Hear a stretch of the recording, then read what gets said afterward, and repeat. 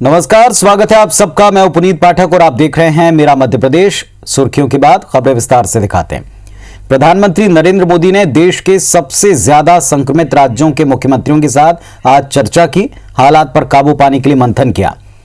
इस बैठक में महाराष्ट्र, उत्तर प्रदेश, दिल्ली, कर्नाटक, राजस्थान, छत्तीसगढ़, मध्य प्रदेश के मुख्यमंत्री शामिल हुए। मध्य प्रदेश में बने आपातकाल जैसे हालात के बीच सीएम शिवराज और प्रधानमंत्री मोदी की इस बैठक को काफी महत्वपूर्ण माना जा रहा है। बैठक में सीएम ने प्रधानमंत्री को न केवल मध्य प्रदेश सरकार के प्रयासों की जानकारी दी, बल्कि केंद्र सरकार से सहयोग मांगा। प्रधानमंत्री से चर्चा के बाद मध्य प्रदेश को वायुसेना की मदद मिलने लगी है। हालांकि इन सभी के बीच प्रधानमंत्री मोदी की बैठक में देरी को लेकर सियासत भी जारी है। और ऐसे संकट काल में भी यदि मध्य प्रदेश और देश में कुछ चल रहा है तो बैठकें चल रही। आज भी प्रधानमंत्री मोदी जी ने देश के कई राज्यों के मुख्यमंत्रियों से बातें की। आज भी समीक्षा बैठक, हमारे मध्य प्रदेश के मुख्यमंत्री तो रोज ही समीक्षा बैठक करते हैं, प्रतिदिन वो कोरोना को लेकर समीक्षा बैठक करते हैं, लेकिन जमीनी स्तर पर जो मैदानी तैयारियां होनी वो अभी भी अछूती है, वो अभी भी पूरी नहीं हो पा रही। सरकार का ध्यान सिर्फ बैठकों में लगा है। आज जनता के लिए काम करने वाली सरकार कैसी होती है स्पष्ट रूप से दिखाई दे रहा है। इंजेक्शनों की मांग हो, अन्य चीजों की मांग हो, वेंटिलेटर भेजने की बात हो, जिस तरीके से प्रधानमंत्री जी लगातार हर राज्य की मॉनिटरिंग कर रहे हैं, उसमें मध्य प्रदेश भी अपने आप में कैटेगराइज होता है। मध्य प्रदेश को जिस तरीके से लगातार बहुत सारी चीजों का लाभ मिला है, हमारे यहाँ स्थिति अब पूरी तरीके से कंट्रोल में आई है। इसमें कहीं ना कहीं इसके लिए हम लोग प्रधानमंत्री जी के भारी आभारी हैं। इधर जबलपुर के गैलेक्सी अस्पताल में 5 कोरोना मरीजों की मौत के मामले में जांच के आदेश हो चुके हैं। कलेक्टर ने जांच के लिए 4 सदस्यों की कमेटी बनाई, जिसमें जबलपुर के संयुक्त कलेक्टर और डिप्टी कलेक्टर समेत स्वास्थ्य विभाग के अफसरों को शामिल किया है। कलेक्टर ने इस घटना की जांच जल्द से जल्द कर रिपोर्ट सौंपने का आदेश दिया।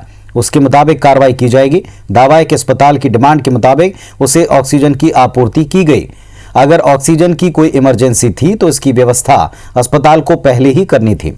उन्होंने घटनाक्रम की जांच के बाद कार्रवाई की बात कही है।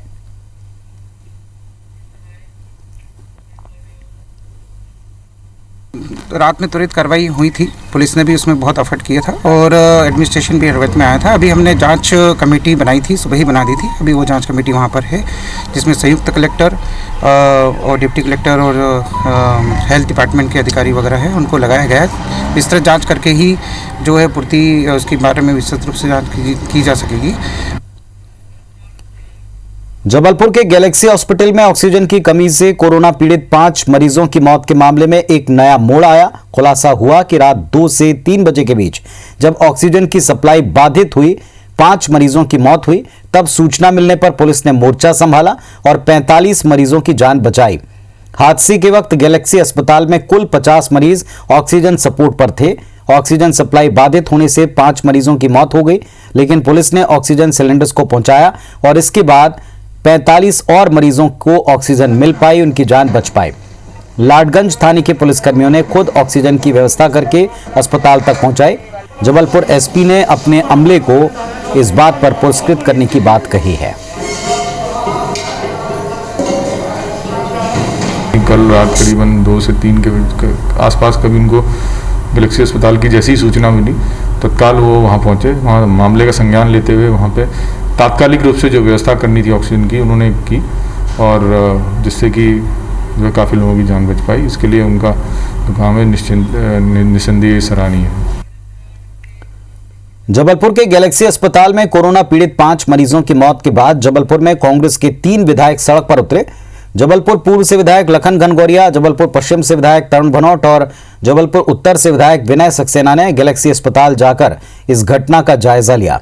अस्पताल का मुआयना करने के बाद तीनों विधायक कलेक्टर दफ्तर पहुंचे, जहां कलेक्टर से मुलाकात न होने पर तीनों विधायक जमीन पर बैठ गए। जबलपुर के तीनों कांग्रेस विधायकों ने मामले में साक्ष्य छिपाने का आरोप लगाते हुए घटना की उच्च स्तरीय जांच की मांग की।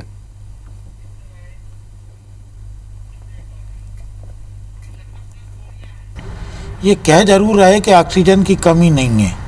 यदि ऑक्सीजन की कमी नहीं थी तो पुलिस ने क्यों पहुंचाई ऑक्सीजन? ये काम पुलिस का तो था नहीं। कहीं ना कहीं कोई कमी रही है, तभी पुलिस को हस्तक्षेप करना पड़ा। अब लीपा पोती की जा रही। बात मांग की नहीं है, बात इस समय मानवता की है। लोग मर रहे हैं। पहले तो दवाई के लिए परेशान, बिस्तर के लिए परेशान, शमशान में लकड़ी के लिए परेशान, पैसे से परेशान, और किसी तरह से अगर अस्पताल में पहुंच जाएं तो ये झूठी सरकार से परेशान। कि जबलपुर शहर की जो जनता इस तरह से तिल तिल के मर रही है कि ऑक्सीजन के ना से आप वो दृश्य को सोचिए कि बगैर ऑक्सीजन के लोग हिचकी ले रहे हैं और मर रहे हैं, और उसके बाद ही सरकार नहीं जागेगी। सरकार या तो झूठ बोलना बंद कर दे, और अगर वास्तविक रूप से ऑक्सीजन है तो उसका स्पष्टीकरण दे। दमोह अस्पताल में ऑक्सीजन के लिए जिस मरीज के परिजन को केंद्रीय मंत्री प्रहलाद पटेल ने धमकी दी थी, उसे आज तक ऑक्सीजन सिलेंडर नसीब नहीं हुआ है। गुरुवार को केंद्रीय मंत्री प्रहलाद पटेल दमोह अस्पताल का जायजा लेने पहुंचे थे, जहां लोगों ने उनको घेरा, अस्पताल में चल रही लापरवाही और ऑक्सीजन की किल्लत को लेकर मदद की गुहार लगाई। सिमरी सरपंच दौलत सिंह के भाई खुमान सिंह ने केंद्रीय मंत्री प्रहलाद पटेल से कहा कि ऑक्सीजन सिलेंडर के लिए वो मदद मांगते हैं, जिस पर प्रहलाद पटेल ने मदद की बजाय धमकी दे डाली और वहां से वो निकल गए। खुमान सिंह ने बताया कि अस्पताल में ऑक्सीजन की कालाबाजारी चल रही है, इसको लेकर मंत्री से शिकायत की थी।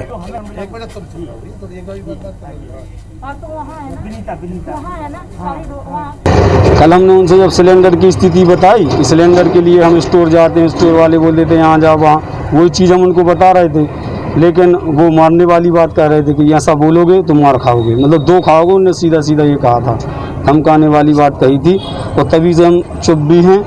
और अभी तक हमारी माँ को ना सिलेंडर मिला, और हमारे वार्ड में 1-2 जन और हैं, उनको भी अभी सिलेंडर नहीं मिला। स्थिति जिसकी तैस है।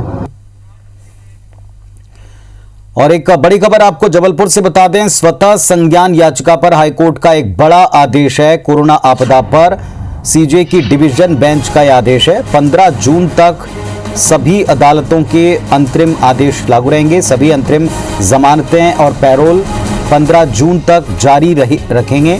15 जून तक प्रदेश में कोई भी अतिक्रमण को हटाएगा नहीं। बैंक और वित्तीय संस्थाएं 15 जून तक संपत्तियों की नीलामी न करें, यह हाईकोर्ट का आदेश है। 15 जून तक छोटे अपराधों में गिरफ्तारी न की जाए, हाईकोर्ट का आदेश है।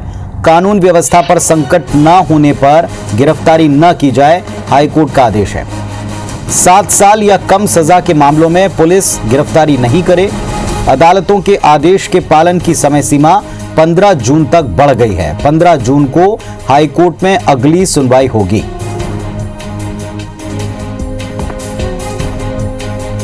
तो बड़ी खबर, स्वतः संज्ञान याचिका पर हाईकोर्ट का एक बड़ा आदेश। कोरोना आपदा की स्थिति को देखते हुए सीजे की डिवीजन बेंच ने आदेश दिया कि 15 जून तक सभी अदालतों के अंतरिम आदेश लागू रहेंगे। सभी अंतरिम जमानतें, पैरोल 15 जून तक बढ़ाई गई। 15 जून तक प्रदेश में नहीं कोई अतिक्रमण के खिलाफ कार्रवाई की जाएगी, और न ही बैंक और वित्तीय संस्थाएं 15 जून तक कोई संपत्तियों की नीलामी करेंगी। 15 जून तक छोटे अपराधों में गिरफ्तारी नहीं होगी। कानून व्यवस्था पर संकट नहीं होगा तो गिरफ्तारी न की जाए, हाईकोर्ट का आदेश है।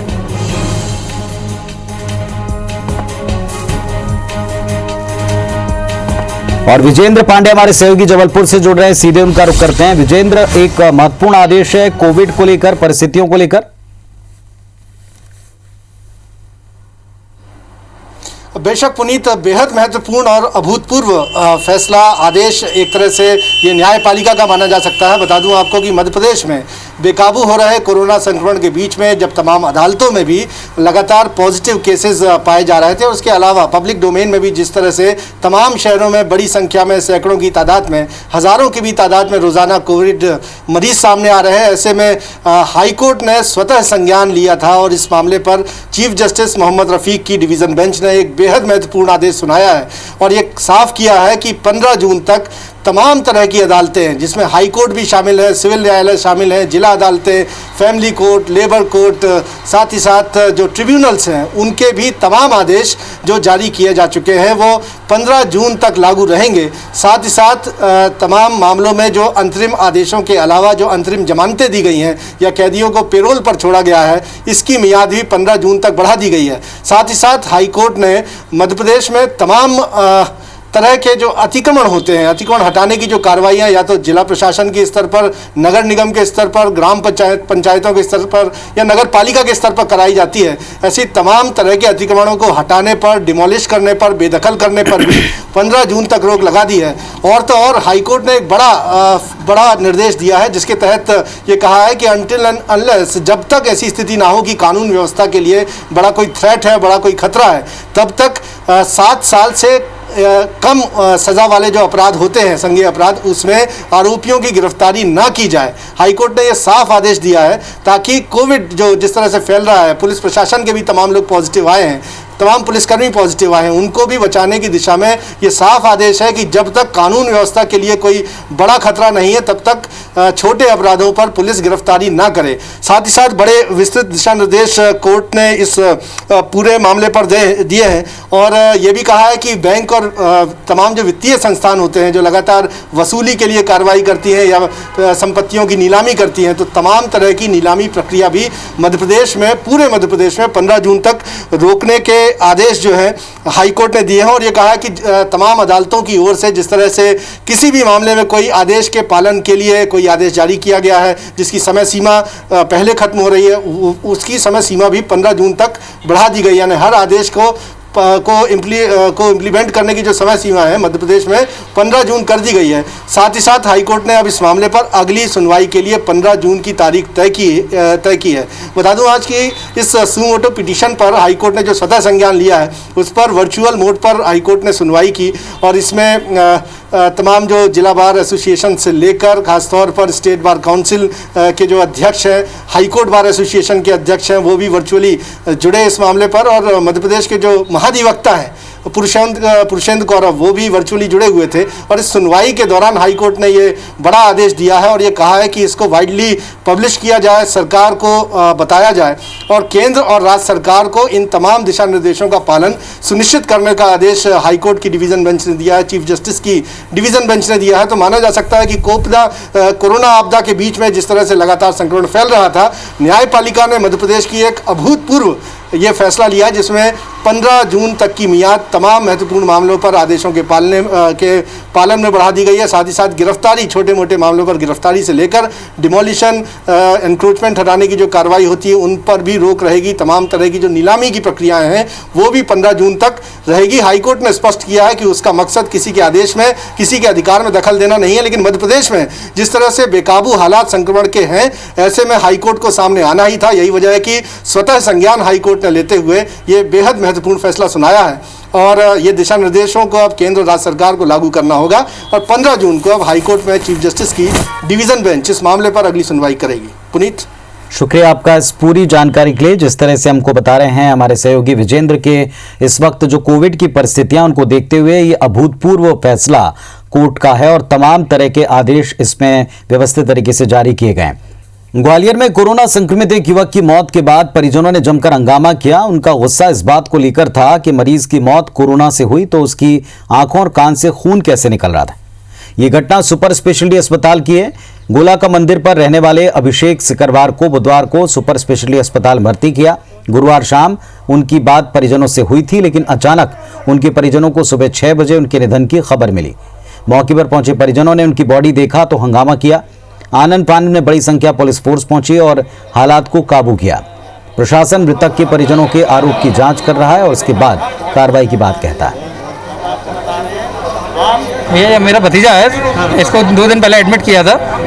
आज कल रात तक नॉर्मल था, उसने दूध दलिया वगैरह खाया, ऑक्सीजन लेवल अच्छा था, उसका हार्ट बीट अच्छी थी और सुबह 5 बजे बोल दिया कि वो एक्सपायर हो गया है। फिर हमको 12 बजे जैसे तैसे बॉडी दी गई, जब हम लोगों ने चिल्ला चोट करी है। बॉडी नहीं दे रहे थे पहले ये, तो जब बॉडी आई तो बॉडी में से फ्रेश ब्लड निकल रहा था, आँख में से, मुँह में से, सब जगह से ब्लड निकल रहा था उसके। कोई अगर आम आदमी अगर बेसहारा आके और यहाँ पर खड़ा हो जाए तो उसके साथ में इतना दुर्व्यवहार किया जाता है कि वो सिर्फ बाहर जाके सिर्फ रोगे हुए बैठता रहता है।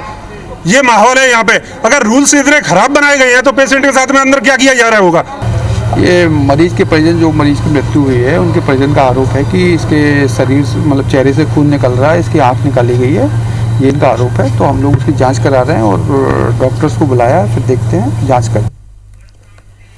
मानवता को शर्मसार करने वाली एक तस्वीर विदिशा के अटल बिहारी वाजपेयी मेडिकल कॉलेज में देखने को मिली, जहां एक जर्जर एम्बुलेंस में डेड बॉडी को रखकर एम्बुलेंस मुक्तिधाम की तरफ जा रही थी और इस बीच एम्बुलेंस का गेट खुलता है और कोरोना संक्रमित डेड बॉडी सड़क पर गिर जाती है।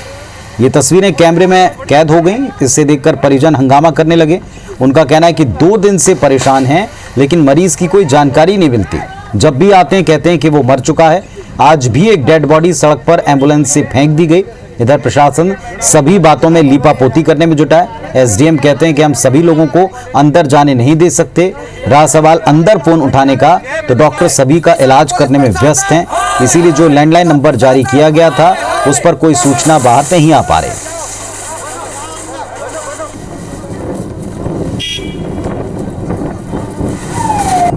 ना बॉडी दी हमको, न देखने दिया, न मिलने दे रहा हम लोगों को। कब से परेशान हो रहे हैं? हम तो दिन भर हो जा रहा है हमको परेशान होते होते। और कल भी आए हमारे लड़के, हम भी आए कल, फिर भी हमको मिलने नहीं दिया, न बताने दिया हमको कि ये लोग कैसे का कर रहे हैं। कम से कम इतना कर दे कि जहाँ पे टीवी लगा दे, ये 2 लोग और भी मरीज परेशान हो रहे हैं, देख रहे हैं, कम से कम वो देखा जाए। उनकी चिंता स्वाभाविक भी है, लेकिन सभी लोगों को अंदर भेजा जाना बड़ा मुश्किल है, इसलिए गेट लगा करके रखा जाता है। उनका आक्रोश इस बात पर भी था कि लोग फ़ोन नहीं उठाते हैं, अंदर जो हेल्पलाइन के लिए नंबर डाले हैं वो फ़ोन नहीं उठाते हैं। तो चिकित्सक प्रायः इलाज में लगे होते हैं या अन्य किसी व्यस्तता में लगे होते हैं। सभी लोगों के फ़ोन अटेंड करना उनके लिए बड़ा मुश्किल हो पाता है। भोपाल में कोरोना संक्रमण का कहर इस बार ऐसा कि विश्राम घाट पर चिताओं के जलने और शमशान घाटों में शवों को दफनाए जाने के सिलसिला थम ही नहीं रहा है। रोजाना 100 से ज्यादा मृतकों का अंतिम संस्कार कोरोना प्रोटोकॉल के तहत किया जाता है, जिसमें न केवल राजधानी बल्कि आसपास के जिलों से भी मृतक शामिल हैं। वहीं अब इस बीच एक नई परेशानी है। शहर के विश्राम घाटों में लगातार जल रही चिताओं की वजह से आसपास के रहवासियों को सांस लेने तक में दिक्कत है। अब घर से निकलना भी दूभर है, लेकिन इस परेशानी पर किसी भी जिम्मेदार का कतई ध्यान नहीं जा रहा। ये करना चाहते हैं कि थोड़ी बॉडी जो है उस साइड जलाइए, क्योंकि हम रात में भी घूमते फिरते हैं, आंखें जलन मारती हैं, सांस लेने में प्रॉब्लम होती है। घर में मम्मी पापा हैं, सबको बहुत दिक्कत हो रही है। सुबह टेरिस पे जाओ तो धुआं, रात में नहीं वॉक कर सकते हम यहाँ पर, मतलब सुकून नहीं है। तो हम रिक्वेस्ट ये चाहते हैं कि यहाँ पे थोड़ा आप रिक्वेस्ट करिए तो बॉडी थोड़ी उस साइड जलाएं। यह प्रॉब्लम ये होती है, जैसे अब मम्मी है, अब हम लोग को भी क्या है, जैसे आग कल रात को जब जल रहा था तो पूरी हमारी आँखें मतलब वो हो रहा था, हमारी मतलब पेन हो रहा था इसमें। तो इस वजह से क्या दिक्कत ये आ रही थी हमारे यहाँ पर कि पूरी कॉलोनी में पूरा जो बैक्टीरिया जो भी वो पूरा फैल रहा था। तो अभी भी क्या मॉर्निंग में सुबह भी अभी देखिए धुआं चल रहा है यहाँ पर। तो धुआं जलने से क्या है, बहुत प्रॉब्लम हो रही है पूरी कॉलोनी में। कोरोना संकट काल में प्रवासी मजदूरों के पलायन की तस्वीरें एक बार फिर दिख रही हैं। गुजरात के सूरत में लॉकडाउन लगने की वजह से मजदूर पैदल अपने राज्य ओडिशा के लिए निकल पड़े हैं। इस बीच 400 किलोमीटर की दूरी तय कर मजदूर 9 दिन बाद आज बुरहानपुर पहुंचे। इन मजदूरों के पास न तो किराए के लिए पैसे हैं, न पेट की भूख मिटाने के लिए। सभी मजदूर युवा हैं जो सूरत में किसी कंपनी में काम कर रहे थे। लॉकडाउन लगते ही ठेकेदार मजदूरों को मजदूरी दिए बिना वहां से भगा देते हैं। इसके बाद युवा मजदूरों ने अपने अपने घर के लिए हजारों किलोमीटर का सफर शुरू कर दिया। ये पैदल ही चल पड़े। कहाँ काम करते थे आप? सूता फैक्ट्री सामने में सिल्पर कंपनी में सर। कहाँ पर ये? सूरत में सर। अच्छा, तो अब कहाँ जा रहे हो आप? अब ओडिशा जा रहा है सर। तो कोई वाहन मिल रहा है या पैदल ही जा रहे हो? पैदल से जा रहा है सर, पैसा नहीं, कुछ नहीं सर। मध्य प्रदेश के सिंगरौली जिले में एक ऐसा थाना है जहां पर लॉकअप का मालखाने समेत पुस्तकालय भी यहां मौजूद है। ऐसा पुस्तकालय है जहां पर न सिर्फ पुलिसकर्मी बल्कि आम आदमी बैठकर किताबें पढ़ सकते हैं। सिंगरौली में ये थाना है मोरवा। इस पुस्तकालय में साहित्य से लेकर उपन्यास और प्रतियोगी परीक्षाओं में सहयोगी किताबें भी मौजूद हैं। हर वर्ग को इसकी जरूरत होती है। पुस्तकालय में 1000 से ज्यादा किताबें मौजूद हैं। सिंगरौली जिले के मोरवा थाना पुलिस ने जन सहयोग और आपसी कंट्रीब्यूशन से इस लाइब्रेरी को शुरू किया। आसपास के आम लोग बल्कि खुद पुलिस के अधिकारी इस लाइब्रेरी में जाकर किताबें पढ़ते हैं। संभवतः मध्य प्रदेश का ये पहला ऐसा थाना है जिसके परिसर के भीतर पुस्तकालय है। असल में इसके पीछे सोच रही कि ज्यादा से ज्यादा लोग पुलिस से जुड़ें ताकि सोशल पुलिसिंग की अवधारणा को जमीन पर उतारा जा सके। नवयुवक बल्कि आम आदमी तक थाने की सीढ़ियां चढ़कर आए और यहां आकर इसका लाभ लें। निश्चित रूप से ये समाज को जोड़ने का और सामुदायिक पुलिसिंग का एक बहुत ही नायाब उदाहरण है। इससे लोग जुड़ेंगे और अभी तक जो पुलिस की प्रति जो छवि थी जिसमें बदलाव कोविड-19 के बाद आया और फ्रंट लाइन में वॉलंटियर की तरह पुलिस भी एक साख में बहुत बड़ा जो इजाफा हुआ है। तो इस बुलेटिन में फिलहाल इतना ही। तमाम खबरों और अपडेट्स के लिए आप देखते रहिए IBC 24। नमस्कार।